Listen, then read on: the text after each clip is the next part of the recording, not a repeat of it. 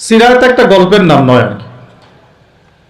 যেমন অজু করার সুন্নত আছে, তারপরে নামাজের সুন্নাহ পদ্ধতি আছে, আপনি মিসওয়াক করতে গেলেও একটা সুন্নাহ পদ্ধতি আছে, ইস্তেঞ্জায় গেলেও একটা সুন্নাহ পদ্ধতি আছে, সওম রাখবেন সুন্নত একটা পদ্ধতি আছে। প্রত্যেকটা ইবাদতের কাপড় পরা, কাপড় খোলা, বাসায় ঢোকা, বাসা থেকে বের হওয়া, গাড়িতে চড়া, প্রত্যেকটা পদক্ষেপের সুন্নত পদ্ধতি আছে। তো সিরাত আসলে কি? সিরাত হচ্ছে একটা সুন্নত। সিরাত নিজেই একটা সুন্নত। কিসের সুন্নত? সিরাত হচ্ছে কিভাবে আল্লাহ পাকের জমিনে সমস্ত তাগুতি, কুফরি, শিরকি, বিধান, মতবাদ, শক্তিকে উপরে ফেলে আল্লাহর দিন প্রতিষ্ঠা করতে হয়, এই সুন্নত। বুঝাতে পারলাম কথাটা গভীরতা? সিরাতও একটা সুন্নত। কিসের সুন্নত? কিভাবে একটা কুফরি সমাজকে উৎখাত করতে হবে, একটা তাগুতি সিস্টেমকে চেঞ্জ করতে হবে, কিভাবে আল্লাহ দ্রোহী শক্তিকে পরাজিত করতে হবে, কিভাবে যেখানে লা ইলাহা ইল্লাল্লাহ মোটেই নাই সেখানে সেটা কায়েম করতে হবে। এক কথায় আল্লাহ পাকের জমিনে আল্লাহর দিন কায়েমের সুন্নতের নাম সিরাত। বুঝতে পেরেছি কথা? এটা কোনো গল্পের নাম নয়। নবী সাল্লাল্লাহু আলাইহি ওয়াসাল্লাম এত সালে জন্ম নিয়েছিলেন, তার বাবার নাম আব্দুল্লাহ ছিল, মায়ের নাম আমিনা ছিল। This is not the reality of সিরা। এটা সিরাতের বাস্তবতা না আর কি। সিরাত না, এটা গল্প না। ওটা আমরা আমাদের বাচ্চাদেরকে ঘুমানোর সময় শোনাই যে আমাদের শেষ নবীর নাম মুহাম্মদ রাসূলুল্লাহ সাল্লাল্লাহু আলাইহি ওয়াসাল্লাম, তার বাবার নাম আব্দুল্লাহ, মায়ের নাম আমিনা, দাদার নাম আব্দুল মুত্তালিব, চাচা আবু তালেব, হ্যাঁ ইত্যাদি। বাবা মারা গিয়েছেন জন্মের আগে, মা ইন্তেকাল করেছেন 6 বছর বয়সে, দাদা ইন্তেকাল করেছেন 8 বছর বয়সে, এরপরে আবু তালেবের কাছে তিনি মানুষ হতে লাগলেন। এইগুলো গল্প। তো এইটা আর সিরাতের আলোকে বর্তমান প্রেক্ষাপটের সমস্যা বের করা, এটাকে সলভ করা, আর সিরাতের আলোকে দিন কায়েম করা, এই জিনিসটা এক না, এটা ডিফারেন্ট। তা আমরা এখন সিরাত কেন্দ্রিক যত আলোচনাই করছি বাংলাদেশে এবং করব, আলোচনার গন্তব্যটা হবে এরকম যে সিরাতের আলোকে দিন প্রতিষ্ঠা। সিরাতের আলোকে দিন প্রতিষ্ঠা। কারণ আমাদের দেশে দিনের রাজনৈতিক অবস্থান নাই। আমাদের দেশে দিনের রাজনৈতিক অবস্থান নাই। দিন সিরাতের আলোকে কায়েম করতে হলে কয়টা ক্ষেত্রে কায়েম করতে হবে সেটা আগে জেনে নেই। আচ্ছা, তার আগে একটা জিনিস আলোচনা করে নেই যে দিন কায়েম কি দুনিয়াবি কাজ না ইবাদত? এতটুকু তো বোঝেন, দিন কায়েম একটা ইবাদত। নামাজ, সওম, যাকাত, জিহাদ, তাবলীগ, দিন প্রতিষ্ঠা, যেটাকে আমরা আরবিতে বলি ইকামাতুদ দ্বীন, এটা কি? তাহলে একটা নিঃসন্দেহে ইবাদত। আমাদের নবীজি করেছেন, নবীজি নিজে করেছেন। তো সাহাবায়ে কেরাম এই যে 1400 বছর ধরে সলফে সালেহিন, আকাবের, আমাদের আসলাফরা করেছেন না? সবাই করেছেন। আচ্ছা, এখন এটা যদি ইবাদত হয়, ইবাদত কবুলের শর্ত কয়টা? একজন বলেন দেখি, ইবাদত কবুলের শর্ত কয়টা? 3টা, তাই তো? বেসিক শর্ত কয়টা? 3টা। একটা হচ্ছে ইবাদত হতে হবে এক আল্লাহর জন্য। কার জন্য? তাহলে এই আল্লাহর জমিনে সিরাতের আলোকে দিন কায়েম করার লক্ষ্য উদ্দেশ্য থাকবে শুধু এক আল্লাহর সন্তুষ্টি অর্জন করা। শুধু এক আল্লাহকে রাজি খুশি করার জন্য আমরা আল্লাহর জমিনে দিন কায়েমের চেষ্টা করব। খালাস? কথা ঠিক আছে?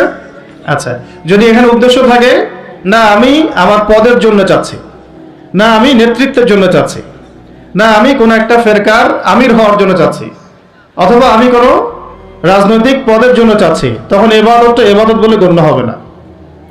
বা ইবাদতটার নেকির জায়গায় গুনাহ হতে পারে, নেকির জায়গায় গুনাহ হতে পারে, কারণ সেটা আল্লাহ পাকের সন্তুষ্টির জন্য ছিল না। মানুষ আমাকে পপুলার মনে করে তাই আমি একটু গলা ফাটায় কথা বললাম, বিষয়টা এরকম না। কথা এখান থেকে আসবে না, কথা এখান থেকে আসবে। কথা এখান থেকে আসবে না, কথা আসবে কোথা থেকে? এখান থেকে। এখান থেকে এসে আরশে আজিমের মালিক পর্যন্ত পৌঁছাতে হবে, এই উদ্দেশ্যে আমার কথাগুলো হবে, কাজগুলো হবে। তাহলে দিন প্রতিষ্ঠার উদ্দেশ্য হবে এক আল্লাহর সন্তুষ্টি অর্জন করা, এটা প্রথম কথা। 2, রিজিক হালাল হতে হবে, সেটা তো আমরা জানি। রিজিক কি হতে হবে? হালাল হতে হবে, যেটা আমাদের 90%-এরই কম বেশি হারাম। কম বেশি কি 90%-এরই হারাম। দাড়ি টুপি পাগড়ি জুব্বা পরে আমরা যারা চলাফেরা করি, আমাদেরও বহু মানুষের রিজিক হারাম। অনেকেই সুদি কারবার করি, সুদি লেনদেন করি, অনেকেই মাপে কম দেই, অনেকে আবার আল্লাহর রাস্তায় সময় দিচ্ছি, বোনের সম্পত্তি দেই না। অনেকে দেখা যায় মাল সিন্ডিকেট করি, দাড়িওয়ালা লোক ফার্ম ঘাটে বসে ব্যবসা করছে, মাপে কম দিচ্ছে। দাড়িওয়ালা লোক যাত্রাবাড়িতে তার একটা গোডাউন আছে, সেখানে সে পণ্য মজুত করছে, সিন্ডিকেট করে দাম বাড়াচ্ছে। রিজিকটা কি হালাল হলো না হারাম হলো? তো রিজিক হালাল হওয়াটা এত কঠিন শর্ত, যেটা এই যুগে আসলে উতরে ওঠা খুব কঠিন। এই কারণে বহু কিছু হচ্ছে, আবেগ অনেক কিছু হচ্ছে, বড় বড় অনেক লেকচার আমরা দিচ্ছি ঠিকই, বাস্তবতা আসছে না। বাস্তবতা আসছে না। বাস্তবতা হচ্ছে এমন যে আমাদের একজন উপদেষ্টা সাহেব বসে আছেন, তার সামনে দাঁড়িয়ে আলোচনা যিনি করছেন, বক্তব্য যিনি দিচ্ছেন, উচিত ছিল তাকে বসিয়ে মাইক্রোফোন দেয়া আর তার দাঁড়িয়ে আলোচনা শোনা। উচিত ছিল সেই ওস্তাদকে মাইক্রোফোন দিয়ে বসতে বলা এবং তার উচিত ছিল দাঁড়িয়ে থেকে তার কথা শোনা। বাস্তবতা হচ্ছে যে আমরা সোশ্যাল, রাজনৈতিক, অর্থনৈতিক বিভিন্ন জায়গায় এখন পর্যন্ত ওই শক্তি অর্জন করতে পারি নাই যে শক্তি ওমর রাদিয়াল্লাহু আনহুর সময় আমাদের ছিল। এটা তো বাস্তবতা। কিন্তু মাঠে ময়দানে আমাদের কথা হচ্ছে মাশাআল্লাহ, অনেক বড় বড় কথা আমরা বলছি, অনেক সময় শোডাউন করে জনবল দিয়ে বা স্লোগান দিয়ে মনে করছি যে আমরা অনেক কিছু করে ফেলেছি, কিন্তু বাস্তবতাটা এমন না। বাস্তবতা অনেক অনেক অনেক বেশি খারাপ, যেটা আমরা চাই এই খারাপ অবস্থাটা দূর হোক। এই জন্য আলোচনাগুলো আসা উচিত। বাস্তবতা হচ্ছে আবেগ দিয়ে দিন প্রতিষ্ঠা হবে না। আবেগের দরকার আছে, তবে আবেগের উপরে বিবেককে স্থান দিতে হবে এবং খুব ডিপ্লোম্যাটিক হতে হবে, বাস্তবতা বুঝতে হবে, প্রজ্ঞা হিকমার সাথে আমাদেরকে আগাতে হবে।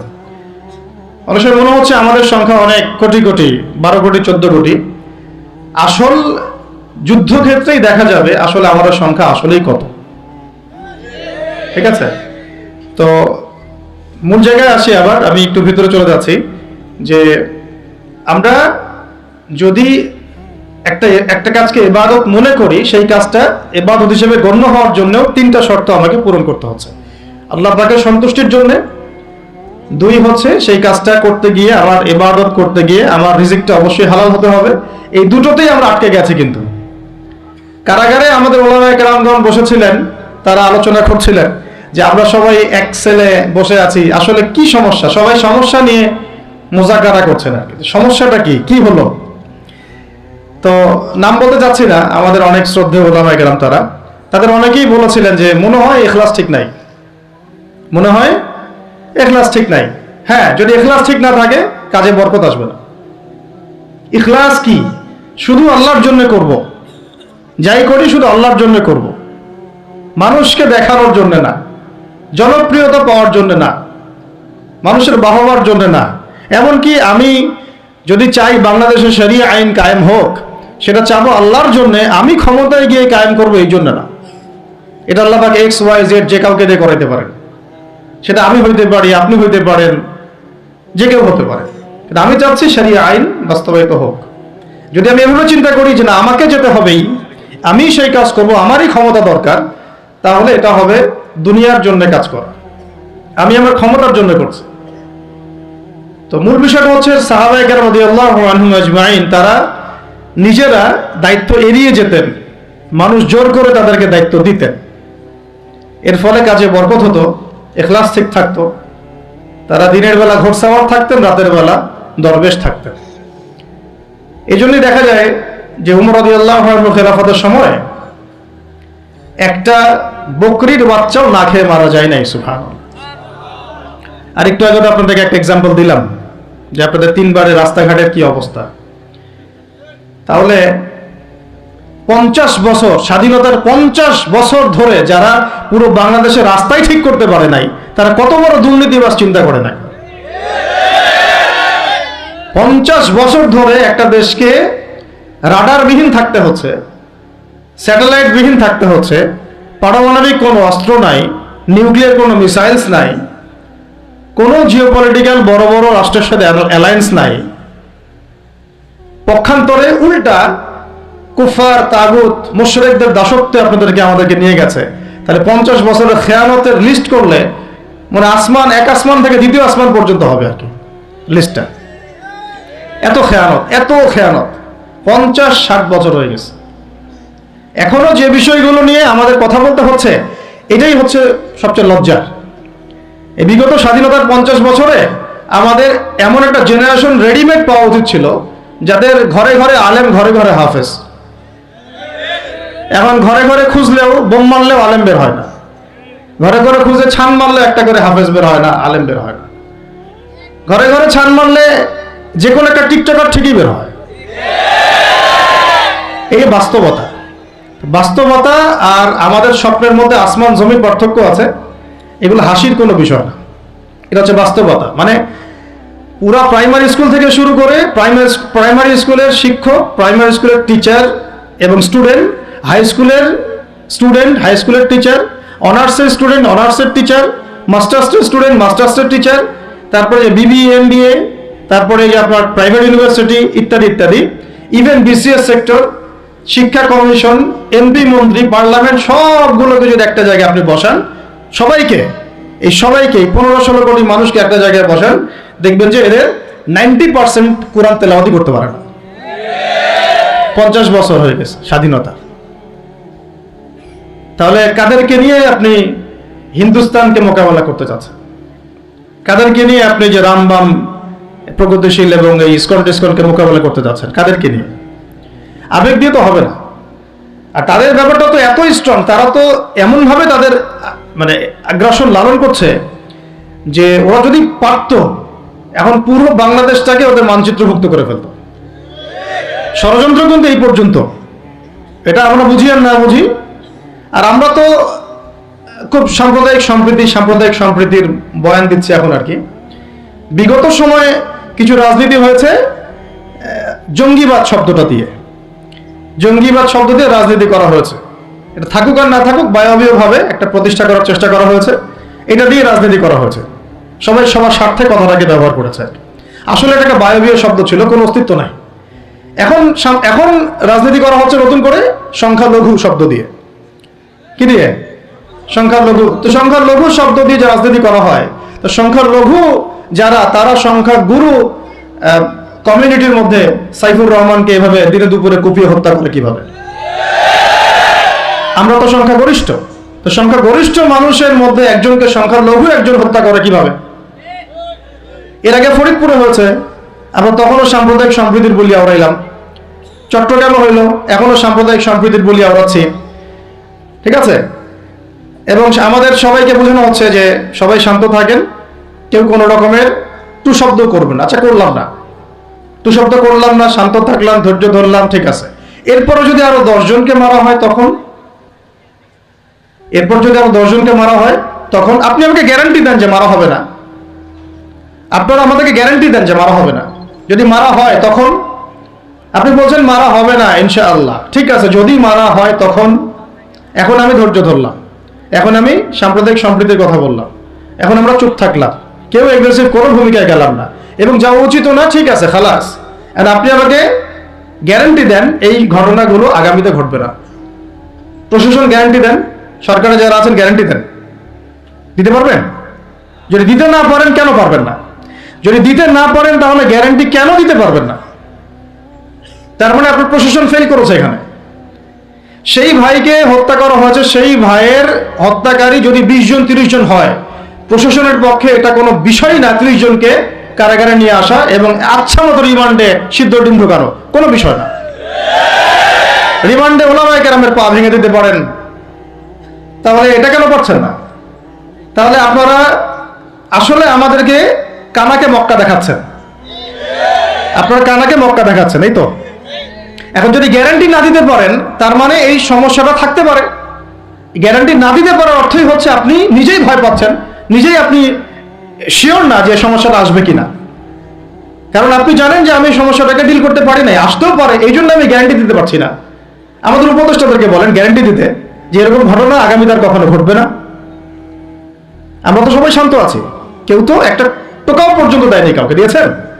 আচ্ছা, ঠিক আছে। আবার আমি প্রশ্ন করছি, যদি গ্যারান্টি না দিতে পারে এবং না দিতে পারাটাই তাদের ব্যর্থতা, এবং এর যদি উপযুক্ত বিচার তারা করতে না পারে, না করতে পারাটাই ব্যর্থতা সংখ্যাগরিষ্ঠ মুসলিম রাষ্ট্রে, তাহলে এই ঘটনা যদি আগামী 1 বছরে, 2 বছরে, 5 বছরে আবারও রিপিটেড হয় এবং একজনের জায়গায় 3 জন, 4 জন, 5 জন, 10 জন পর্যন্ত পৌঁছায়, তখন আপনাদের ভাষাটা কি হবে? তখন আপনারা কি ভাষায় কথা বলবেন আর আমাদেরকে কি বুঝাবেন? এটা আমার প্রশ্ন। আরো প্রশ্ন আছে, সাইফুর রহমান যদি আপনার ছেলে হইতো তাহলে কি হতো? সাইফুর রহমান যদি আমাদের উপদেষ্টাদের কেউ হতো তাহলে কি হতো? সাইফুর রহমান যদি আমাদের যে ওলামায়ে কেরামগণ, শ্রদ্ধা সবাই বলছি বিনয়ের সাথে, আপনাদের যদি ছেলে হতো আপনারা কি সেম কথা বলতেন কিনা? সাইফুর রহমান যদি আপনার মেয়ের জামাই হতো তাহলে আপনি সেম কথা বলতেন কিনা? এই জায়গাগুলো তো অনেক গ্যাপস আছে। আমাদের এত স্বার্থপর চিন্তা চেতনা যে আমার তো আর নিজের ছেলে মরে নাই, আমার তো আর নিজের ভাইকে মারা হয় নাই, আপনি তো তাকে আপনার ভাই মনে করতে পারছেন না। এখন পর্যন্ত আপনি সাইফুর রহমানকে আপনার ভাই মনে করতে পারেন নাই। সবাই চুপ। আর আমাদের কিছু সুরসুরি মানহাজের কিছু মানুষ আছে, সুরসুরি আর গিরগিটি মানহাজ, মানে তাগুতের নাম এক্স হইলেও তার পক্ষে, ওয়াই হইলেও তার পক্ষে, জেড হইলেও তারই পক্ষে। সবসময় চুপ, একদম সুরসুরি মার্কা ঠান্ডা ঠান্ডা মানহাজ মানুষকে দেওয়া হয় এবং তারা একটু জনপ্রিয়, এই কারণে জনগণও চুপ হয়ে যায়। তাদের একটা স্ট্যাটাস দেখে মানুষ চুপ। হ্যাঁ, আমার তো আকাবির, আমার তো অমুক, আমার স্কলার এই বলছে, আমার শায়েক এই বলছে, বাস আমি চুপ। আপনি তো নিজের চিন্তাটাকে বিক্রি করে দিয়েছেন মানুষের কাছে, নিজের চিন্তাটাকে আপনি বিক্রি করে দিয়েছেন। তো একজন সেলিব্রিটি স্কলার এসে একটা স্ট্যাটাস দিল যে সবাই শান্ত থাকেন, কেউ কোনো কথা বলবেন না। কেন কথা বলবো না আমি?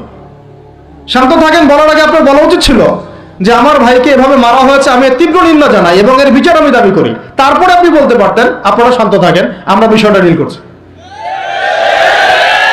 এই যে ব্রেন ওয়াশ, এই যে আমাদের একটা জজবাকে এভাবে দমন করে দেওয়া হচ্ছে, এর ফলাফল কিন্তু আপনাদেরকে ভোগ করতে হবে।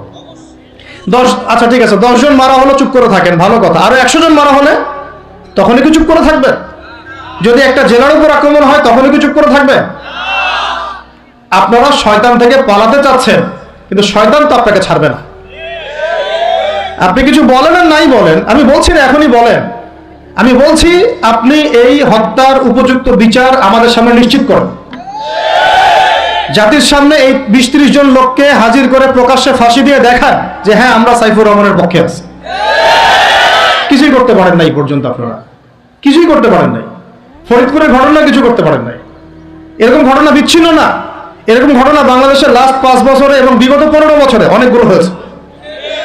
কিছু ঘটনা আমরা জেনেছি, কিছু ঘটনা আমরা জানি না, বেশিরভাগই আমরা জানি না। তো এই যে সমস্যাগুলো আমি সিরাত থেকে কেন বলছি, কারণ সিরাতে আপনাকে এগুলো সমাধান দেবে। আর এই বিষয়টা আমাকে খুব পীড়া দিচ্ছে ভিতর থেকে, যেটা আমাদের আচরণ, আমরা যে এত বেশি মানে দাসত্বের একটা ইয়াতে চলে আসছি, মেজাজটা আমাদের দাসত্বের মধ্যে চলে আসছে। আমরা শত্রু চোখে চোখ রেখে কথাই বলতে পারি না। শত্রুর চোখে চোখ রেখে কথা না বললে তো সে আমাকে দাম দিবে না। কই, সে তো চায়নার সাথে এসব ডিল করতে পারে না, সে তো ইভেন পাকিস্তানের সাথেও তো পারে না। পাকিস্তানে কি খুব মুসলিমদের ঐক্য আছে নাকি? না, নাই তো। ওর ইন্টারনাল অবস্থা তো আমাদের চেয়ে অনেক সময় খারাপ। কয়েকটা পারমাণবিক বোম আছে, এই কারণে তার দিকে তাকাতে পারে না। স্বাধীনতার 50 বছরে কয়টা মিসাইল তৈরি করলেন? একটাও তো তৈরি করার ফিকির করলেন না।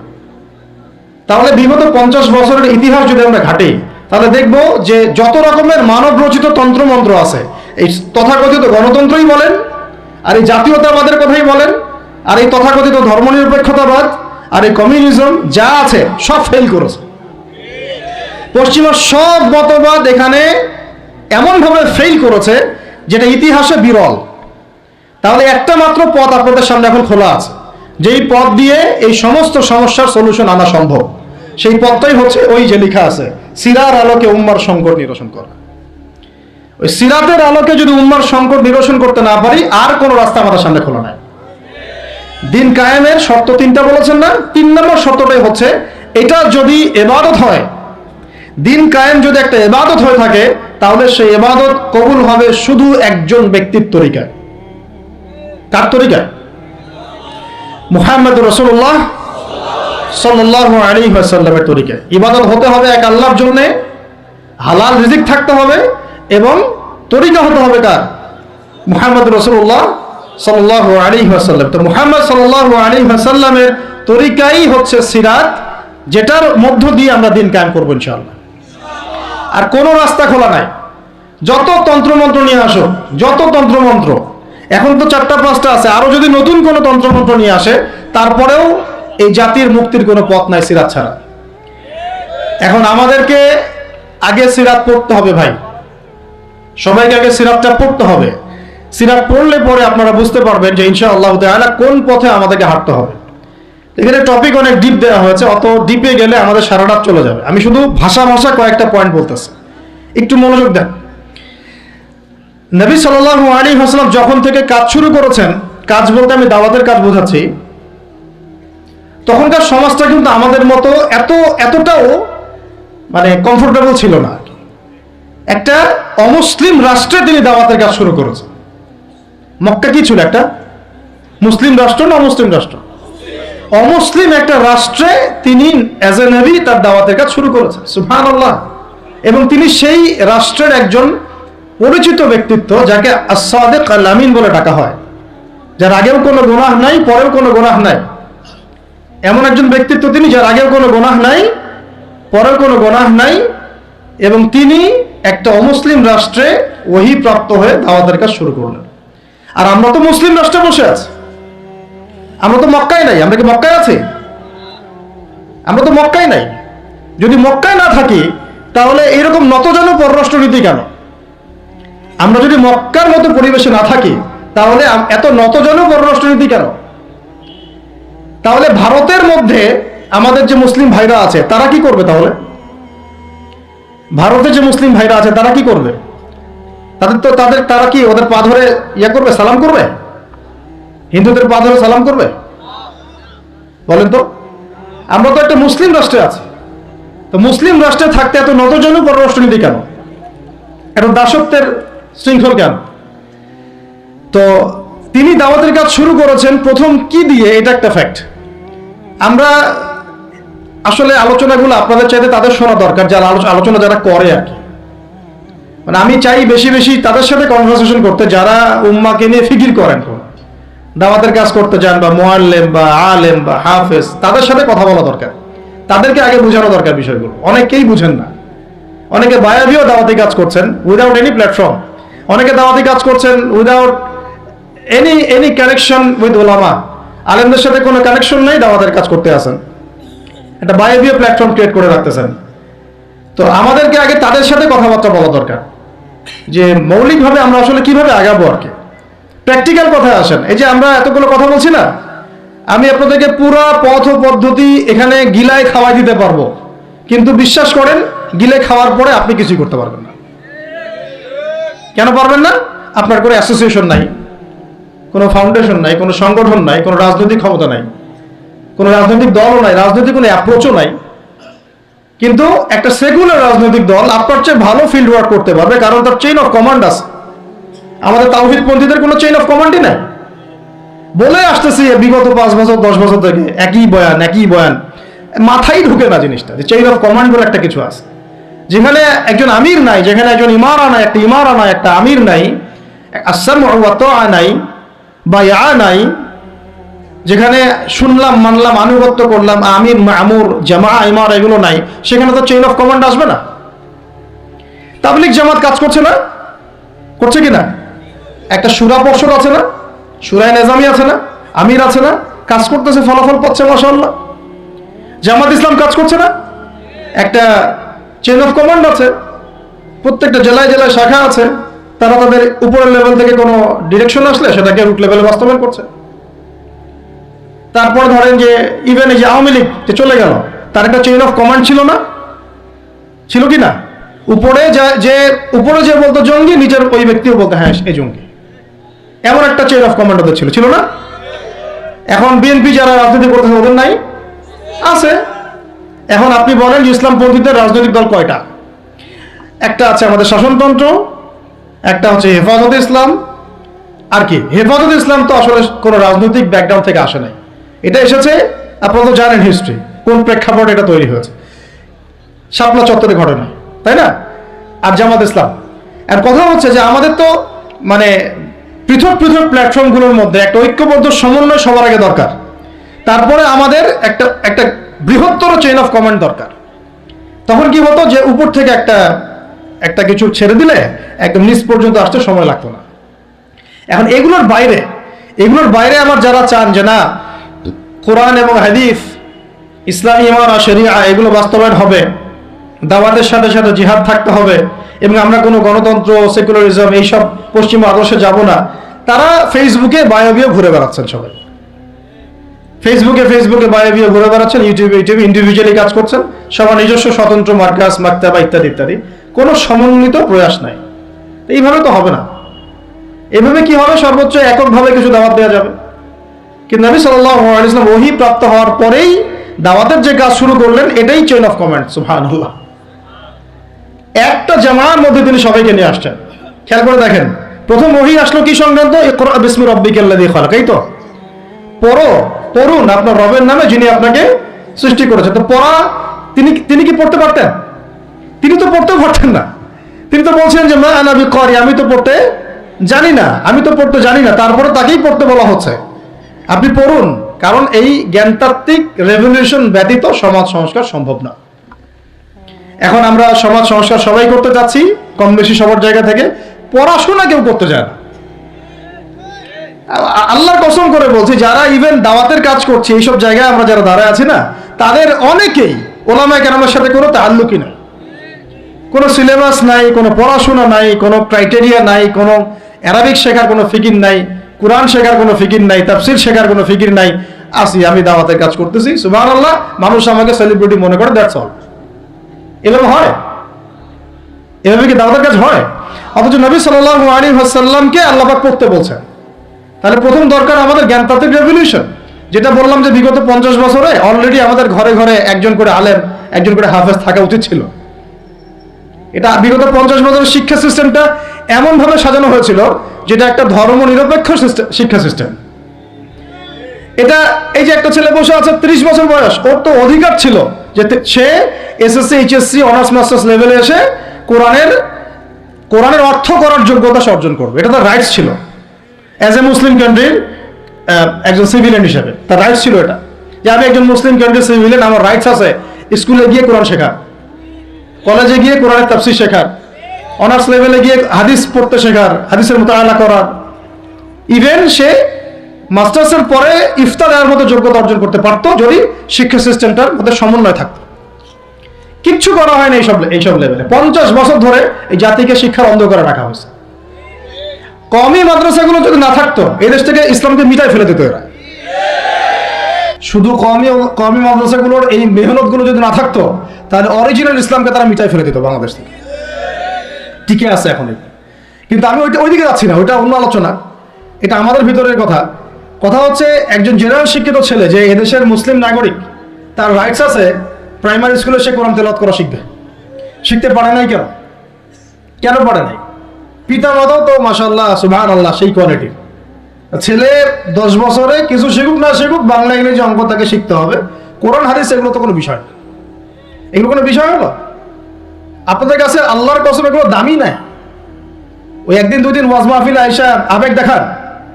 কোরআন হাদিসের প্রতি যদি মহব্বত থাকতো, ছেলেকে তো আলেম বানাইতেন আপনি, ছেলেকে তো আপনি একজন হাফেজ বানাইতেন কমপক্ষে।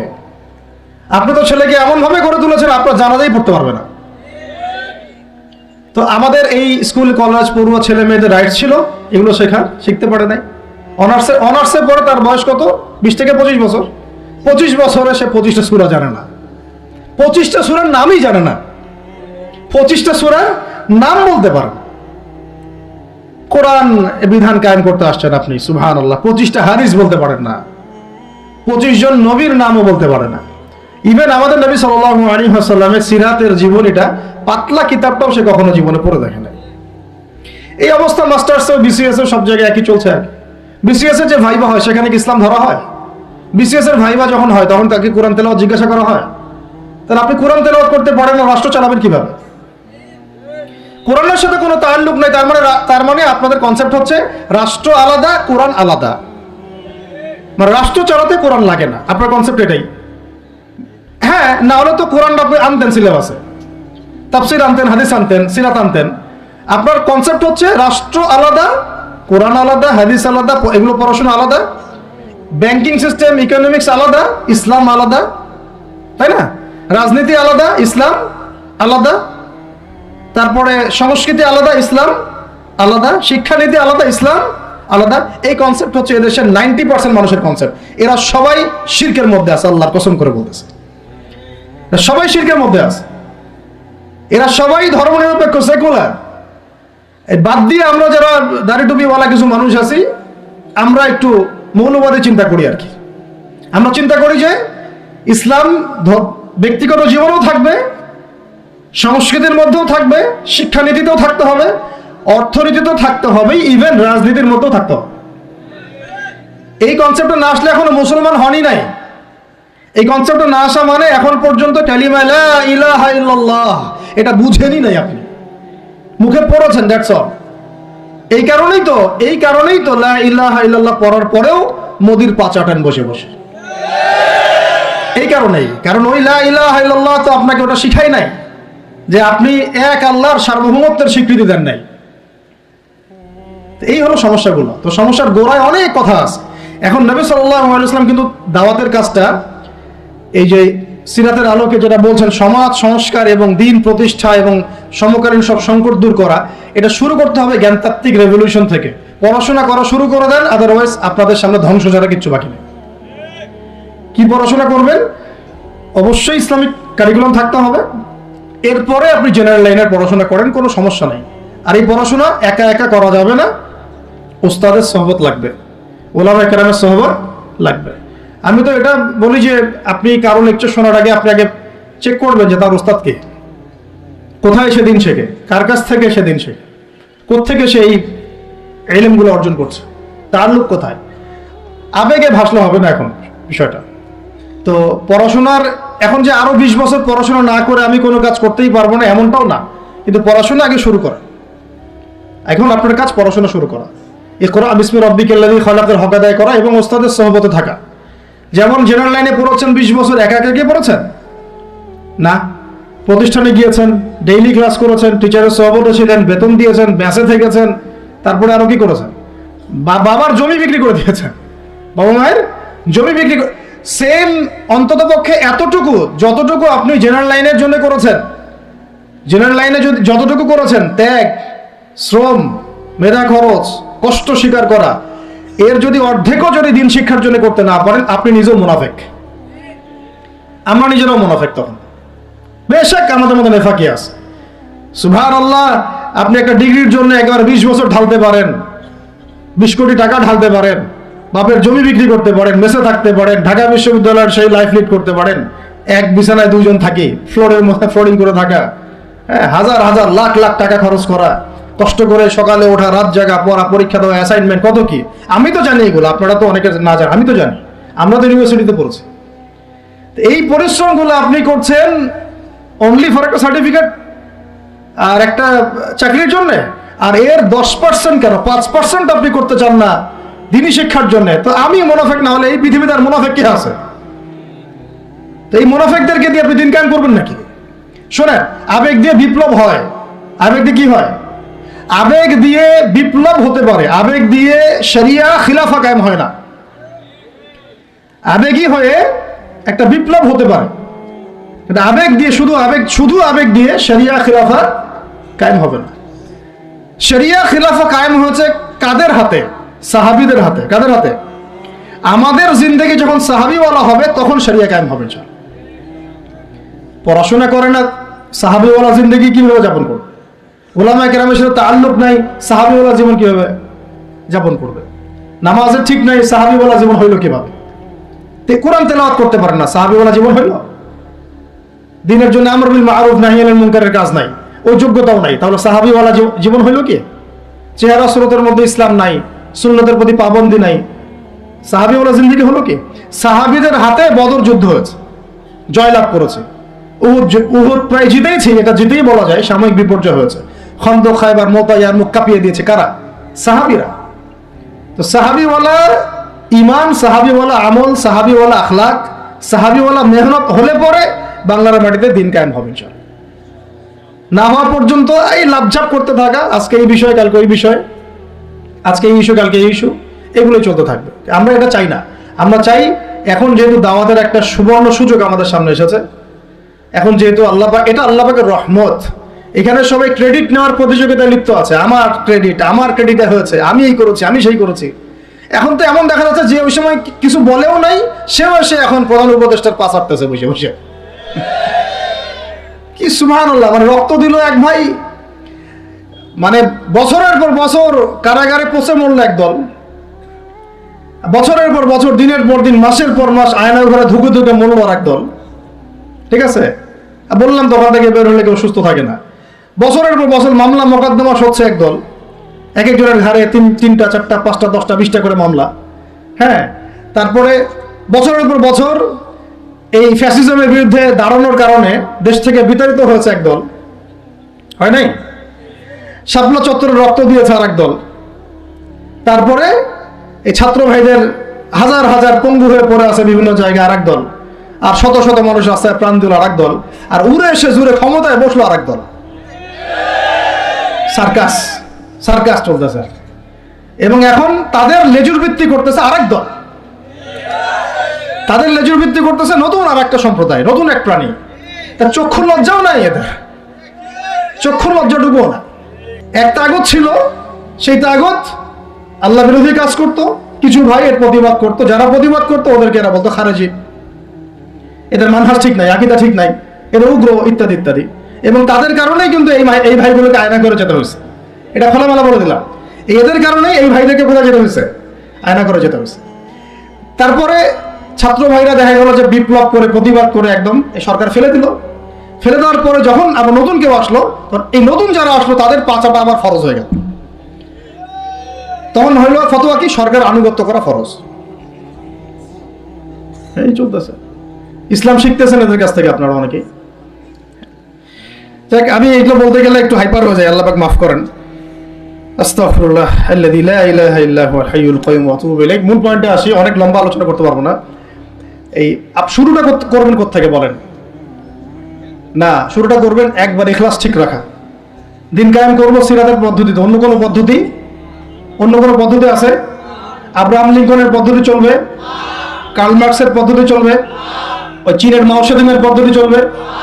ওই ইতালির মুসোলিনির পদ্ধতি চলবে? কার পদ্ধতিতে দিন কায়েম করব? একমাত্র মুহাম্মদ রাসূলুল্লাহ সাল্লাল্লাহু আলাইহি ওয়াসাল্লামের শেখানো সিরাতের সুন্নতেই আগাতে হবে। এখন আগাতে গিয়ে প্রথম কাজ আপনার আমার কি? ইখলাস ঠিক রাখা, রিজিক হালাল করা, নবীর তরিকা ফলো করা, তারপরে দিনের ইলম অর্জন করা। একা একা ইলম অর্জন করবেন? ওলামায়ে কেরাম খুঁজে বের করবেন। ওলামায়ে কেরাম সব জায়গাতেই আছে, আলহামদুলিল্লাহ, এটা আমাদের সৌভাগ্য।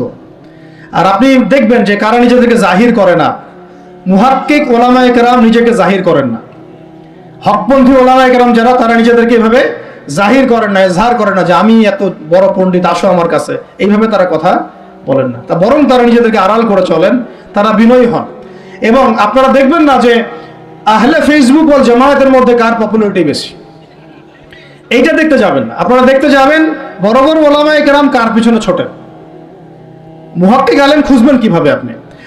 আপনি দেখবেন না যে অমুক ভাই তমুক ভাই, আমাদের এই ভাইরা কার পিছনে ছোটে, বরং আপনি দেখবেন যে হ্যাঁ, বড় বড় ওলামায়ে কেরামগণ কার পিছনে ছোটেন, এবং সেই মূল উৎস থেকে জ্ঞান অর্জন করার চেষ্টা করবেন। ইনশাআল্লাহ তৌফিক দান করেন, আমিন। এটা ছাড়া আপনারা জ্ঞান অর্জন হবে না, এবং জ্ঞানের সাথে যে আদব সেটাও শিখতে পারবেন না, আদবের সাথে তাআল্লুক হচ্ছে তাসাউফের, সেটাও শিখতে পারবেন না, এবং তাসকিয়া, এই তাসকিয়া অর্জন হবে না। আল্লাহ পাক আমাদেরকে তাসকিয়া অর্জন করে তৌফিক দান করেন। ইলম শিখবো, তারপরে কাজ হচ্ছে আমাদের আমল বাড়িয়ে দেওয়া। আল্লাহ নবী সাল্লাল্লাহু আলাইহি ওয়াসাল্লাম সাহাবায়ে কেরামকে শুধু জ্ঞান শিখতেন নাকি আমলও করতেন? সবচেয়ে বেশি পরহেজগার ব্যক্তি কে এই উম্মতের মধ্যে বলেন? আমাদের নবী সাল্লাল্লাহু আলাইহি ওয়াসাল্লাম। হ্যাঁ, তিনি তো অবশ্যই। তারপরে আবু বকর রাদিয়াল্লাহু আনহু, ওমর ইবনে খাত্তাব, আলী ইবনে আবি তালিব, উসমান বিন আফফান রাদিয়াল্লাহু আনহু আজমাইন, প্রত্যেক সাহাবী। তো সাহাবীদের আমল একটু দেখেন, সারাদিন রাত তারা কেমন কি করতেন, কিভাবে কাটাতেন। আমরা আমাদের দিনের একটা বড় অংশ অপচয় করে নষ্ট করি। তারা সময় নষ্ট করতেন না, বরং তারা প্রত্যেকটা সময়কে কাজে লাগাতেন। প্রত্যেকদিন একদিন ওই হাদিসটা আপনারা তো জানেন, একদিন নবী সাল্লাল্লাহু আলাইহি ওয়াসাল্লাম বললেন, আজকে জামাতের সাথে নামাজগুলো পড়েছে কে? আবু বকর রাদিয়াল্লাহু আনহু হাত তুললেন, আমি পড়েছি। আজকে সদকা করেছে কে? আমি। আজকে সওম রেখেছে কে? আমি। আজকে জানাজায় শরীক হয়েছে কে? আমি। এরকম অনেকগুলো আমলের কথা নবীজি বলেন, সবগুলোই দেখা গেল আবু বকর রাদিয়াল্লাহু আনহু করেছেন। সুবহানাল্লাহ, একদিনে সব আমল। এভাবে তারা দিন কাটাতেন, আপনি আর আমি যদি জুমার দিনে মসজিদে আসি তাহলে তো সমস্যা ভাই, আমাদের দ্বারা তো হবে না। আল্লাহ পাক আমাদেরকে যেন ইসলাহ করার তৌফিক দান করেন, আমিন। আমল বাড়িয়ে দেওয়া। এবার দেখেন, এবার এই জায়গাটুকু বুঝেন, নবী সাল্লাল্লাহু আলাইহি ওয়াসাল্লাম দাওয়াতের কাজ শুরু করে প্রথমেই প্রকাশ্যে দাওয়াত কিন্তু দেন নাই। প্রথমে তিনি 3 বছর, কত বছর? তিনটা বছর তিনি গোপনে দাওয়াত দিয়েছেন। কত বছর? 3 বছর গোপনে দাওয়াত দিয়েছেন। এখন এই গোপনে দাওয়াত দেওয়ার পরিবেশ আমাদের এখানে দরকার নাই। কেন নাই? কারণ আমাদের এখানে স্পষ্ট দাওয়াত হয়ে গেছে না? এখন তো আমাদের এখানে মক্কার মতো অবস্থা না যে আবার প্রথম 3 বছর গোপনে দাওয়াত দিতে হবে কি? এখন আরো বরং প্রকাশ্যে দাওয়াত দিতে হবে। আলহামদুলিল্লাহ। এই যে বলছিলাম যে এটা আল্লাহ পাকের রহমত যে আমরা এই সময়টা পেয়েছি। এখানে কারো কিন্তু ব্যক্তিগত কোনো ক্রেডিট নেওয়ার সুযোগ নাই। এই যে এখন দাওয়াতের একটা উত্তম প্ল্যাটফর্ম পাওয়া যাচ্ছে, ক্ষেত্র পাওয়া যাচ্ছে, খোলাভাবে কথা বলা যাচ্ছে, এটা কার রহমত? এটাকে কাজে লাগিয়ে আরো 5 বছর 10 বছর আমাদেরকে দাওয়াত দিতে হবে ইনশাআল্লাহ। কিসের দাওয়াত? দিন কায়েমের দাওয়াত। কিসের দাওয়াত? ইসলাম ব্যক্তি জীবনে আছে, ইসলামকে এখন নিয়ে যেতে হবে সমাজে, ইসলামকে নিয়ে যেতে হবে অর্থনীতিতে, ইসলামকে নিতে হবে রাজনীতির মধ্যে। ইসলাম যখন সমাজে, অর্থনীতিতে, সংস্কৃতিতে, শিক্ষানীতিতে এবং রাজনৈতিক ক্ষেত্রে যাবে, তখন আমরা ইনশাআল্লাহ চূড়ান্ত বিজয় লাভ করবো ইনশাআল্লাহ। এখন যদি পার্শ্ববর্তী শত্রু রাষ্ট্রগুলো আমাদেরকে আক্রমণ করে, আপনি তো ব্যক্তিগতভাবে জিহাদের ঘোষণা দিতে পারবো না, পারবেন? কিন্তু এখন যদি আপনার হাতে রাজনৈতিক ক্ষমতা থাকতো, তাহলে আমরা দেখাই দিতাম যে একজন সাইফুরকে মারলে কতজনের লাশ পড়ে। একজন ফেলানিকে যদি কাঁটাতারে ঝুলাই দেওয়া হয়, ওরকম 10টা বিএসএফ কে মারার ক্ষমতা আমাদের আছে। এই শক্তি সামর্থ্য আমাদের ভাইদের আছে। আমাদের দাওয়াতের কাজ শুধু আমভাবে জনগণের মধ্যে করলে হবে না, পুলিশের মধ্যে দাওয়াতের কাজ করতে হবে, র্যাবের মধ্যে দাওয়াতের কাজ করতে হবে, আমাদের আনসারদের মধ্যে দাওয়াতের কাজ করতে হবে, বিজিবির ভাইদেরকে প্রশিক্ষিত করতে হবে। সবচেয়ে বড় কথা, আমাদের সেনাবাহিনীকে, বিমান বাহিনীকে শক্তিশালী করতে হবে।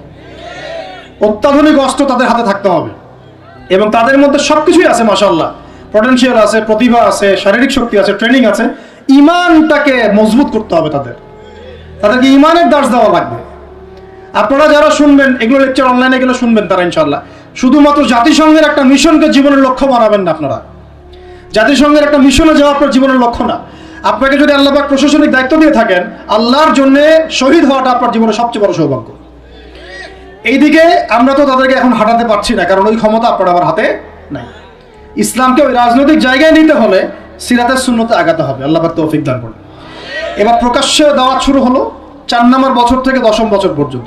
এই প্রকাশ্যে দাওয়াত যখন শুরু হয়েছে, তখনই ব্যাপক নির্যাতন শুরু হয়েছে, ব্যাপক নির্যাতন। এই অবস্থানটা আমরা পার করেছি বিগত সময়গুলোতে, এখনো পার করছি, তাই না?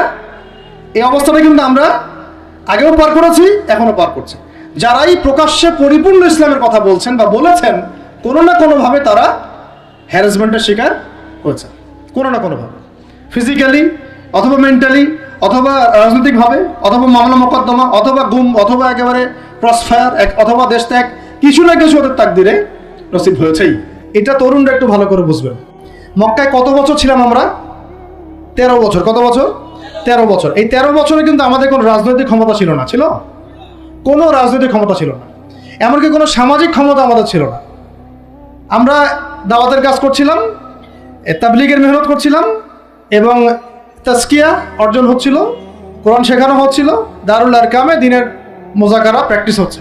আমাদের কিন্তু কোনো রাজনৈতিক ভিত্তি মক্কায় নাই। এই কারণে মক্কাতে কিন্তু সশস্ত্র জিহাদেরও আয়াত নাজিল হয় না, হয়েছে? হয় না। মদিনায়, এখন মদিনা থেকে যখন 6 জন যুবক আসলেন, এই 6 জন যুবকের নেতার নাম আসাদ বিন জুরারাহ রাদিয়াল্লাহু আনহু।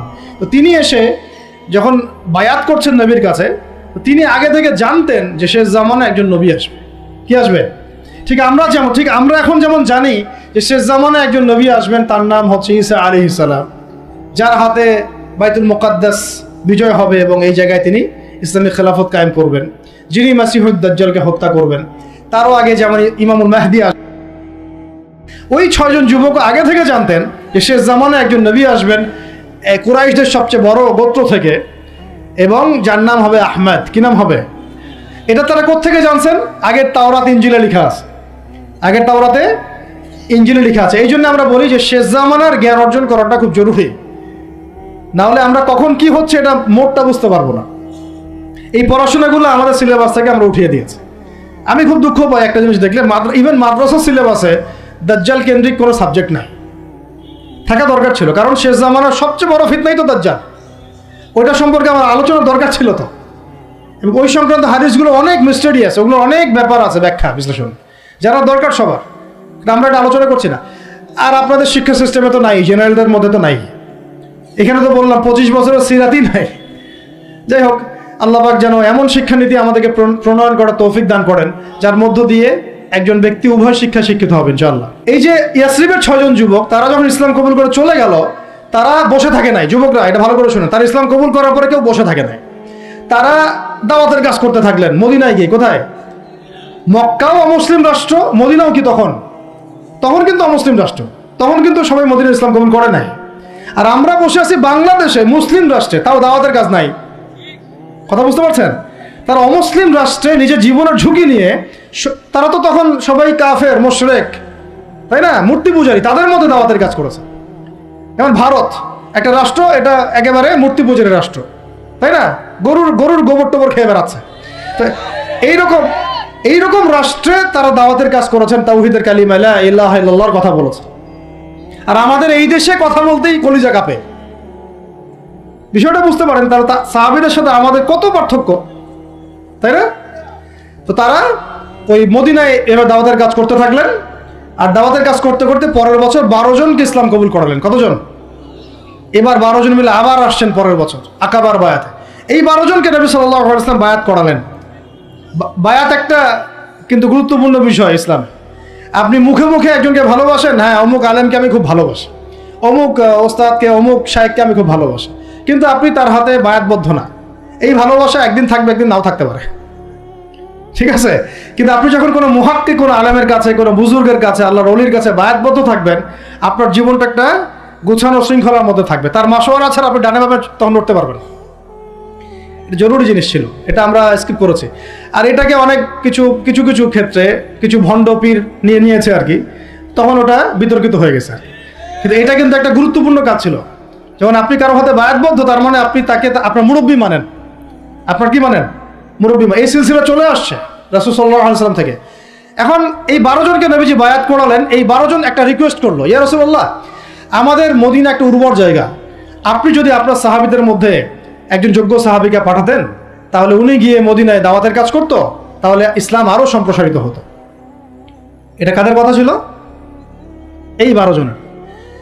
তো এবার নবী সাল্লাল্লাহু আলাইহি ওয়াসাল্লাম, সুবহানাল্লাহ, আবু বকর রাদিয়াল্লাহু আনহুকে না, উমর রাদিয়াল্লাহু আনহুকেও না, হামজা রাদিয়াল্লাহু আনহুকেও না, হ্যাঁ আর কে, আব্দুর রহমান বিন আউফ রাদিয়াল্লাহু আনহুকেও না, জান্নাতের সুসংবাদ প্রাপ্ত 10 জন সাহাবীর যে লিস্ট আছে, এই লিস্টের কোনো সাহাবীকে তিনি পাঠালেন না। বরং তিনি একজন ধনীর দুলাল ছিলেন। ইসলামের জন্য সব বিসর্জন দিয়েছেন, এমনভাবে বিসর্জন দিয়েছেন যে তার গায়ে ফসকা পড়ে গিয়েছিল। উহুদ যুদ্ধের দিন তাকে দাফন করা হয়েছে শাহাদাতের পরে, মানে কাফনের 2 টুকরা কাপড় পর্যন্ত পাওয়া যায় নাই। কিন্তু তিনি ছিলেন মক্কার ধনীর দুলাল, যার পারফিউমের গন্ধ, মানে এক রাস্তা দিয়ে হাঁটলে ওই রাস্তা সবাই পেত যে হ্যাঁ এটা ওই ব্যক্তির পারফিউম। তার মতো কাপড় আর কারো ছিল না। এত লাক্সারিয়াস লাইফ লিড করতেন, বাংলাদেশের সবচেয়ে কোটিপতি ছেলের মতো মনে করেন। এইরকম ধনীর একজন দুলাল ইসলাম কবুল করার পর তার অবস্থা এমন হয়েছে যে তাকে এক কাপড়ে দাফন করা হয়েছে। সুবহানাল্লাহ। তা উহুদের মাঠে। বিখ্যাত সাহাবী, বিখ্যাত দাঈ ইলাল্লাহ, তার নাম মুসআব বিন উমাইর রাদিয়াল্লাহু আনহু। মুসআব বিন উমাইর নাম মুখস্থ থাকলে তো ইনশাআল্লাহ এগুলা মুখস্থ করার উচিত। বাংলাদেশের মানুষ, মানে কি বলবো, যে জয় বাংলা শব্দটা যতবার বলছে সাল্লাল্লাহু আলাইহি ওয়াসাল্লাম ততবার বলে নাই। এমন একটা জাহালাত। যারা আপনারা ধর্মনিরপেক্ষ রাজনীতি করেন, তারা আপনাদের নেতাদের নাম যতবার নেন, রাসূলের নামও ততবার নেন না। আবার আপনারা যারা ধর্মনিরপেক্ষ রাজনীতি করেন, আপনারা আপনাদের নেতার নাম যতবার নেন দিনে, আল্লাহ রসুলের নামও ততবার নেন না। তাহলে কিভাবে আপনাদের দ্বারা আমাদের কম সফল হবে? কিভাবে সফল হবে? একটু ধৈর্য ধরেন। এই যে 12 জন যুবকের কথা বললাম, তার সাথে দায়ী সাহাবীকে পাঠানো হলো, তার নাম কি? এবার শুনেন, এই সাহাবী রাদিয়াল্লাহু আনহু 1 বছরের মধ্যে, কত বছর? 1 বছর দাওয়াতি কাজ করে তিনি পুরা মদিনার 75টা ফ্যামিলিকে ইসলাম কবুল করিয়েছে। কতটা? এবার তার পরের বছর এই 75টা ফ্যামিলি আল্লাহর নবীর কাছে এসেছে সাল্লাল্লাহু আলাইহি ওয়াসাল্লাম। ইয়া রাসূলুল্লাহ, আমরা ইসলাম কবুল করতে চাই, আমরা জানি মক্কাতে আপনি নির্যাতিত, আপনার সাহাবীরা নিপীড়িত, আপনি আপনার সাহাবীদেরকে নিয়ে আমাদের মদিনা চলে আসুন। নবীজি সাল্লাল্লাহু আলাইহি ওয়াসাল্লাম বায়াত করালেন কয়েকটা বিষয়ের, আল্লাহর সাথে কাউকে শরীক করবে না, চুরি করবে না, জেনা করবে না, একে অপরকে মিথ্যা অপবাদ দিবে না, সৎ কাজে আদেশ করবে, অসৎ কাজে নিষেধ করবে, আমার আনুগত্য করবে, সুখে দুঃখে আমার আনুগত্য করবে, সচ্ছল অসচ্ছল উভয় অবস্থায় আল্লাহর পথে দান করবে। ঠিক আছে, আমি যদি মদিনায় যাই বা যখন যাব তখন আমাকে আর আমার সাহাবীদেরকে এমনভাবে তোমরা প্রোটেক্ট করবা যেভাবে তোমরা তোমাদের স্ত্রী সন্তানকে করো। তোমরা কি রাজি আছো? একজন সাহাবী বলছেন যে ইয়া রাসূলুল্লাহ ফামা লানা ইযা ফাআলনা যালিক, আমরা যদি এটা করি তাহলে কি পাবো? নবীজি বলছেন আল জান্নাহ, জান্নাত পাবে। কি পাবে? জান্নাত পাবে। তখন আয়াত নাযিল হয়েছে, ওই যে সূরা তাওবার 111 নম্বর আয়াতটা, ইন্নাল্লাহা আশতারা মিনাল মুমিনিনা আনফুসাহুম বিআন্না লাহুমুল জান্নাহ। ওই যে ওই আয়াতটা, ইকাতিলুনা ফি সাবিলিল্লাহি ফায়াকতুলুনা ওয়া ইউকতালুন। এই যে পুরো আয়াতটা নাযিল হয়েছে কিন্তু এখানে পুরো নেশনটাকে এখন কোথায় যেতে হবে? এই মদিনা রাষ্ট্রে যেতে হবে। আমরা এখনো মদিনা রাষ্ট্রে যেতে পারি নাই। এবার আমরা 75টা ফ্যামিলি চলে গেলাম মদিনায়, মক্কায় আমাদের কেউ নাই। গুটি কয়েক মানুষ আছেন যারা যেতে পারেন নাই, মাযুর। বেশিরভাগ চলে গেছেন কোথায়? মদিনায়। আর কিছু আছেন আবিসিনিয়ায়, কিছু আছেন কোথায়? আবিসিনিয়ায়, কিছু আছেন মদিনায়। এই হলো মদিনায় হিজরত। হিজরত করার পরে মসজিদ নির্মাণ করা হয়েছে। কি নির্মাণ করা হয়েছে? মসজিদ। মসজিদটা একটা পার্লামেন্টের মতো ছিল, শুধু নামাজ রোজার জায়গা না, একটা পার্লামেন্টের মতো, একটা সংসদের মতো।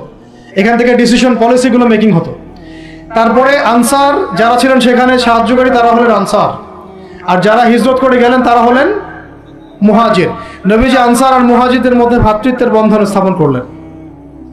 এই যে আমাদের দরকার এখন ঐক্যের প্ল্যাটফর্ম। কি দরকার? ঐক্যের প্ল্যাটফর্ম। সেখানে তারা ভূখণ্ড পেলেন, রাষ্ট্র ক্ষমতা পেলেন, ভ্রাতৃত্বের বন্ধন হলো, পার্লামেন্টের মতো মসজিদ হয়ে গেল, এবং ওখানে ইহুদিরা ছিল, আরও কিছু মুশরিকরা ছিল, তাদের সাথে মদিনা সনদ বা একটা চুক্তি হলো, এটা একটা কনস্টিটিউশন, সংবিধান হলো। এই জায়গায় আমরা এখনো যেতে পারি নাই। যেতে পারছি? আমাদের সেরকম আলাদা কোনো স্বতন্ত্র ইসলামিক কান্ট্রি নাই, আমাদের সেরকম ইসলামিক কোনো কনস্টিটিউশন নাই, ইসলামিক আমাদের মধ্যে ইভেন ভ্রাতৃত্বের বন্ধনও নাই, ওই রকম কোনো একজন আমির এবং একটা জামাআ আমাদের মধ্যে এখন নাই। এখন আমরা মদিনা রাষ্ট্র কায়েম করতে পারি নাই। মদিনা রাষ্ট্র কি সেকুলার রাষ্ট্র ছিল? ধর্মনিরপেক্ষ রাষ্ট্র ছিল কি? মদিনা রাষ্ট্র কি জাতীয়তাবাদের আদলে গড়ে উঠেছে, বা কমিউনিজমের আদলে গড়ে উঠেছে, গণতন্ত্রের আদলে? মদিনা রাষ্ট্র গড়ে উঠেছে শরিয়ার আদলে, মানে কোরআন এবং সুন্নাহর বিধানের আলোকে। ওখানে কি অন্য ধর্মের মানুষরা ছিল না? ছিল। তাদের সাথে কোনো কনফ্লিক্ট হয়েছে? তাদের অধিকার খর্ব করা হয়েছে? হ্যাঁ, তাদের সাথে জুলুম হয়েছে? না, বরং তাদের সাথে আমরা হৃদ্যতা মহব্বতের সম্পর্ক রেখে চলেছি, যতক্ষণ পর্যন্ত না তারা কোনো ফল্ট করেছে। যেমন বনু কুরাইজা ফল্ট করেছে, ওর সাথে যুদ্ধ হয়েছে, বের করে দিয়েছে। বনু নাজির ফল্ট করেছে, ওকে বের করে দেওয়া হয়েছে। বনু কাইনুকা ফল্ট করেছে, ওকে বের করে দেওয়া হয়েছে। যখন যে চুক্তি ভঙ্গ করেছে তখন তার সাথে আমরা আক্রমণাত্মক আচরণ করেছি, শাস্তিমূলক। কিন্তু যতক্ষণ পর্যন্ত ওরা চুক্তি ভঙ্গ করে নাই, আমরা সবাই মিলে একটা ঐক্য সংহতি রক্ষা করেই চলেছি। আমরা কি এখন ওরকম কোনো রাষ্ট্র পেয়েছি? এখন আমাদের সামনে এইরকম একটা মদিনা রাষ্ট্র গড়ার ফিকির করতে হবে। এই জায়গায় যদি ইসলামকে আমরা নিতে না পারি বাংলার জমিনে, তাহলে না হবে মদিনা, আর না হবে সেখান থেকে কোনো মক্কা বিজয়। মক্কা বিজয় কি আগে হয়েছে না আগে মদিনা রাষ্ট্র কায়েম হয়েছে? তো মদিনা রাষ্ট্র কায়েম করার আগেই আমাদের অনেক আমির সাহেব তারা আবার গণক্ষমা ঘোষণা করছেন। মন খারাপ করেন আপনারা আবার? হ্যাঁ, আমাদের অনেক আমির কি করছেন? গণক্ষমা ঘোষণা করছেন। আপনি তো মক্কা বিজয় করেন না এখনো যে গণক্ষমা ঘোষণা করবে। কেন গণক্ষমা ঘোষণা করবে? কোন অধিকারে? কোন রাইটসে? তারা তো জুলুমের উপর জুলুম করেছে, জুলুমের উপর জুলুম, হত্যার উপর হত্যা, গুমের উপর গুম, খুনের উপর খুন, ক্রসফায়ারের উপর ক্রসফায়ার। আপনি কে গণক্ষমা করার? এটা তো জনগণ করবে। আপনাকে তো একা অথরিটি দেওয়া হয় নাই। আর আপনি তো মদিনা রাষ্ট্রের আমিরও নন, আর মক্কা বিজয়ের আমিরও নন। এই যে অতিরিক্ত ডিপ্লোমেসি অ্যাপ্লাই করতে যান আপনারা, গণতান্ত্রিক রাজনীতি যারা করতে যান, আপনারা সিরাতের সুন্নত থেকে হারায় যান। এ সিরাতের সুন্নত না। আমাদের এখন যাইতে হবে মদিনা রাষ্ট্রে। তো মদিনা রাষ্ট্র কি এটা আগে বুঝবেন। একটা নির্দিষ্ট রাষ্ট্র যেটা আমাদের আছে, মাশাআল্লাহ আছে তো, বাংলাদেশ যদি ধরি আছে তো একটা রাষ্ট্র। লাগবে জনসংখ্যা আছে তো, লাগবে মুসলিম সংখ্যাগরিষ্ঠতা আছে তো, লাগবে মুসলিমদের মধ্যে ভ্রাতৃত্বের বন্ধন, এইটা হয়তো নাই, এটা আমাদের করতে হবে। যে ভ্রাতৃত্ব জায়গায় দুর্বলতা সেটা অচিরেই ঘুচিয়ে ফেলতে হবে। আল্লাহ পাক তৌফিক দান করেন। লাগবে ইসলামিক সংবিধান, আছে নাই? 50 বছর হয়েছে, তাহলে এখন সংবিধান সংস্কারের প্রশ্ন আসলে সবাইকে জবাব দিতে হবে, হ্যাঁ সংস্কার চাই, ইসলামিক সংবিধান চাই, ব্যাস খালাস। ওইটা না হলে তো আপনার রাষ্ট্র ইসলামিক হবে না। ওইটা না হলে কি রাষ্ট্র ইসলামিক হবে? আমাদের আবেগ, কেউ লিখে দিল উপরে বিসমিল্লাহির রহমানির রহিম, মানব রচিত সংবিধানের উপরে লিখে দিল বিসমিল্লাহির রহমানির রহিম। বাঙালি তো একদম আবেগে মাতোয়ারা, আরে বাপরে বাপ, আমাদের তো সংবিধানে বিসমিল্লাহ আছে। বিসমিল্লাহ বলে ভাই মদ খাইলে লাভটা কি? নিচে তো মদের লাইসেন্সের দেওয়ার কথাও আছে, নিচে তো ট্রান্সজেন্ডারও আছে, নিচে তো আরো অনেক কিছুই আছে, সমকামিতাও আসতেছে। তো বিসমিল্লাহ উপরে থাকলে আমার লাভ কি আর ক্ষতি কি? বিসমিল্লাহ উপরে থাকার পর যখন A to Z ইসলামিক থাকবে তখন বুঝবে হ্যাঁ এটা ইসলামিক কনস্টিটিউশন হয়েছে। আছে ওটা নাই? তাহলে এটা করতে হবে। তারপরে দেখবেন একজন আমাদের প্রেসিডেন্ট লাগবে, মুসলিম প্রেসিডেন্ট, যিনি ওমর রাদিয়াল্লাহু আনহুর মতো ইনসাফ আদালত কায়েম করবেন ইনশাআল্লাহ। এবং আমরা আনসার ও মুহাজিরদের মধ্যে ভ্রাতৃত্বের বন্ধনে থাকবো, আপোষের মধ্যে কোনো কোন্দলে যাব না, তাদের আনুগত্য করে চলবো ইনশাআল্লাহ। আছে এরকম কিছু হয়েছে? হয় নাই। এরপরে নবী সাল্লাল্লাহু আলাইহি ওয়াসাল্লাম সামরিক বাহিনী গঠন করেছেন, এটা আমাদের আছে মাশাআল্লাহ, খালি তাদেরকে ইমানি প্রশিক্ষণ দেওয়া দরকার। এরপরে নবী সাল্লাল্লাহু আলাইহি ওয়াসাল্লাম অর্থনৈতিক ভিত্তি শক্ত করেছেন, আমাদের দেশে অর্থনৈতিক ভিত্তি শক্ত করার সুযোগ নাই? অবশ্যই আছে, এবং আমরা এটা করতে পারবো ইনশাআল্লাহ। এরপরে নবী সাল্লাল্লাহু আলাইহি ওয়াসাল্লাম সীমান্ত সুরক্ষা করেছেন, সীমান্ত সুরক্ষার আমাদের বাহিনী নাই, করতে পারবো ইনশাআল্লাহ। এরপরে তিনি করেছেন অস্ত্র শস্ত্র তৈরি করেছেন দেশের মধ্যে, মদিনাতেই তৈরি করেছেন। বদর যুদ্ধ করতে যাওয়ার সময় অস্ত্র কোথায় পেয়েছেন? তারা কিনেছেন কারোর কাছ থেকে? তৈরি করেছেন কোথায়? মদিনায়। তো আমরা আমাদের দেশে বিশ্বমানের অস্ত্র তৈরি করতে পারি না? করা হয়েছে বিগত 50 বছরে, হয় না। তারপরে সারিয়া অভিযান হয়েছে, প্রথমেই কিন্তু গাজওয়ায়ে বদর হয় নাই, প্রথমে কিছু কিছু সারিয়া হয়েছে, টহল বাহিনী পাঠিয়েছেন নবী সাল্লাল্লাহু আলাইহি ওয়াসাল্লাম, দেখো ওইখানে কাফেলা আক্রমণ করো, ওইখানে কাফেলা আক্রমণ করো। এবার ইসলাম আর ডিফেন্সিভ চিন্তা করে নাই, বরং ইসলাম সেনাবাহিনী প্রেরণ করেছে বিভিন্ন জায়গায় যুদ্ধের জন্য। অনেকগুলো সারিয়া হয়েছে, প্রায় 8টা 10টা। তারপরে আবু সুফিয়ানের কাফেলাকে আক্রমণকে কেন্দ্র করে বদরের যুদ্ধ হয়েছে। মদিনা রাষ্ট্র গড়ার পরে আস্তে আস্তে পররাষ্ট্রনীতি হয়েছে, বিভিন্ন গোত্রে গোত্রে দাওয়াত বাড়ানো হয়েছে। এরপরে আস্তে আস্তে মুসলিমদের রাষ্ট্রের আয়তন বাড়তে থাকছে, অর্থনীতি সমৃদ্ধ হতে রয়েছে। পাশাপাশি আমরা ওই হেরাক্লিয়াস, রোম সম্রাট হেরাক্লিয়াস, পারস্য, এইটা ওইটা পুরো বিশ্ব রাজনীতি তখন আমরা কাঁপায় ফেলছি। এক পর্যায়ে হুদাইবিয়ার সন্ধি হয়েছে, এই সন্ধির পরে আমরা ইহুদিদের সাথে যুদ্ধ করে খায়বার জয় করেছি। পরবর্তীতে তাবুক হয়েছে, মোতা হয়েছে, নবীর ইন্তেকাল পরে ইয়ারমুকও হয়েছে।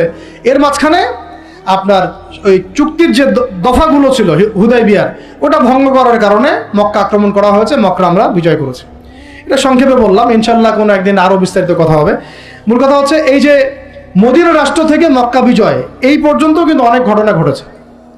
আবার বুঝেন, মদিনা রাষ্ট্র থেকে মক্কা বিজয় এইটুকুর মধ্যে কিন্তু আরও অনেক ঘটনা ঘটেছে, আরও অনেকগুলো যুদ্ধ হয়েছে, জনসংখ্যা বেড়েছে, দেশের আয়তন বেড়েছে, পররাষ্ট্রনীতি অ্যাপ্লাই করা হয়েছে, হ্যাঁ অর্থনীতি সমৃদ্ধ করা হয়েছে। তারপরে হুদাইবিয়ার কাছাকাছি ওমরা করতে আসার সময় তারা বাধা দিল, আমরা সন্ধিতে গেলাম, তাই না? 10 বছর কেউ কারোর সাথে যুদ্ধ করবো না, তোমার কেউ আসলে আমি ফিরাই দেবো, আমাদের মুসলিমদের কেউ গেলে ফিরাই দিবা না, ঠিক আছে? এরকম কিছু চুক্তি ছিল হুদাইবিয়ার মধ্যে। তো চুক্তির ধারাগুলো ভঙ্গ করেছে কোরাইশরা। কোরাইশরা যখন চুক্তির ধারা ভঙ্গ করেছে, ওই ধারার ভঙ্গকে কেন্দ্র করে মক্কা আক্রমণ করা হয়েছে, মক্কা বিজয় করা হয়েছে। এরপরে মক্কা, মদিনা, তায়েফ, তাবুক সমস্ত এলাকায়, এই পুরো এলাকাটায়, এটাকে আমরা বলি জাজিরাতুল আরব। কি বলি? শুধু মক্কায় না, পুরো মক্কা, মদিনা, হেজাজ, নাজদ, জাজিরাতুল আরব পুরা, ইভেন ইয়েমেনের সীমান্ত পর্যন্ত, বাহরাইনের সীমান্ত পর্যন্ত পুরো জায়গাটায় নবী সাল্লাল্লাহু আলাইহি ওয়াসাল্লাম জীবিত থাকা অবস্থায় কি হচ্ছে? ইসলাম শুধু কি ব্যক্তি জীবনে প্রতিষ্ঠা হয়েছে, রাজনৈতিকভাবে প্রতিষ্ঠা লাভ করেছে। এই হলো সিরাতের সুন্নতের দিন কায়েমের একটা চূড়ান্ত বাস্তবতা, যা আমাদের নবী আমাদেরকে দেখিয়ে গিয়েছেন সাল্লাল্লাহু আলাইহি ওয়াসাল্লাম। এখন কথা হচ্ছে যে মক্কা বিজয় তো অনেক দূরের কথা, ওটা তো অনেক পরের কথা। আমরা কি আমাদের রাষ্ট্রটাকে মদিনার আদলে সাজাতে পেরেছি কিনা? মদিনার আদলে রাষ্ট্রটাকে সাজাতে পেরেছি? এখন আগে সিরাতের আলোকে আমরা এই রাষ্ট্রটাকে মদিনা বানানোর চেষ্টা করি, আল্লাহ পাক তৌফিক দান করুন। তারপরে যখন মদিনা হবে ইনশাআল্লাহ তাআলা, মদিনা হলে পরে দেখবেন এটাকে কেন্দ্র করে আমরা আশেপাশের যে কন্টিনেন্টগুলো আছে এগুলো একদিন জয় করবো ইনশাআল্লাহ। ওরা মানচিত্র পরিবর্তন করতে যাচ্ছে, মানচিত্র পরিবর্তন হবে ইনশাআল্লাহ, তবে ওদের হাতে না, আমাদের হাতে হবে ইনশাআল্লাহ।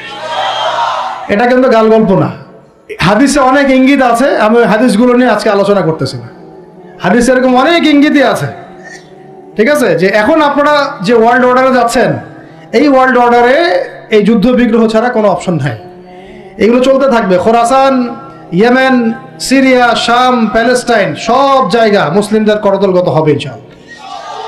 ওই দিকেই বিশ্বের প্রেক্ষাপট আগাচ্ছে, আগাবেও। এটা স্কিপ করতে আপনারা আর পারবেন না, কেউ পারবে না। এখন এখান থেকে যারা পালায় বাঁচতে চাবে ওরাও ধরা খাবে, যারা সম্মুখ সারিতে থেকে যুদ্ধ করবে ওরাও ইনশাআল্লাহ সাফল্যমণ্ডিত হবে ইনশাআল্লাহ। আমরা কোন পথ বেছে নেব সেটা আমাদেরকে ফিকির করতে হবে। সবার আগে আমাদের ফিকির হবে কি, এই রাষ্ট্রটাকে মদিনার আদলে একটা রাষ্ট্রে পরিণত করা। আল্লাহ পাক আমাদেরকে সেই তৌফিক দান করে। তারপরে ইনশাআল্লাহ সাপের লেজ কাটলে মাথাও কাটবো ইনশাআল্লাহ।